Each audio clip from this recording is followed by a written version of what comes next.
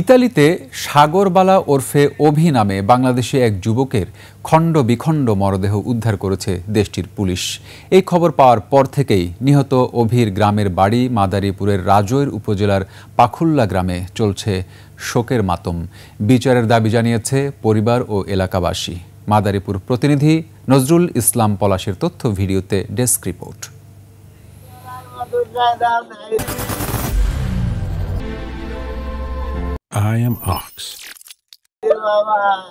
মাদারীপুরের রাজৈর উপজেলার পাহুল্লা এলাকার কৃষক কুমুদবালার একমাত্র ছেলে অভি। স্বপ্ন ছিল পরিবারকে আর্থিক সচ্ছলতা এনে দেয়ার।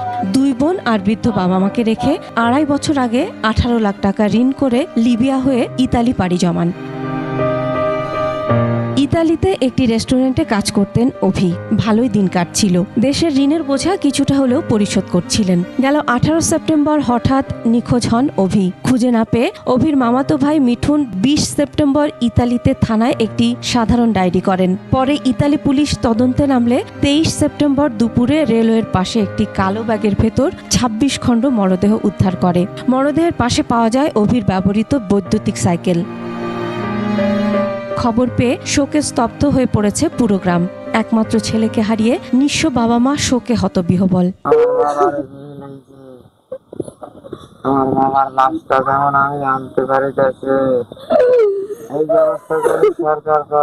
অভি হত্যার সাথে জড়িতদের বিচার এবং মরদেহ দ্রুত দেশে আনার দাবি স্বজনদের। যারা আমার বাইরে এরকম কষ্ট দিয়ে হত্যা করছে তাদের জন্য এমন শাস্তি হয়। বৃহস্পতিবার থেকে সে নিখোঁজ, তার খোঁজ পাওয়া যায়নি।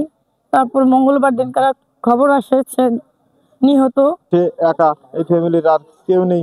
তার লাশটা যেন আমরা বাংলাদেশে আনে সৎ কাজ করতে পারি। ইউক্রেনের এক বাসিন্দা, সে তার সাথে কাজের ব্যাপারে একটু বিরোধিতা করে।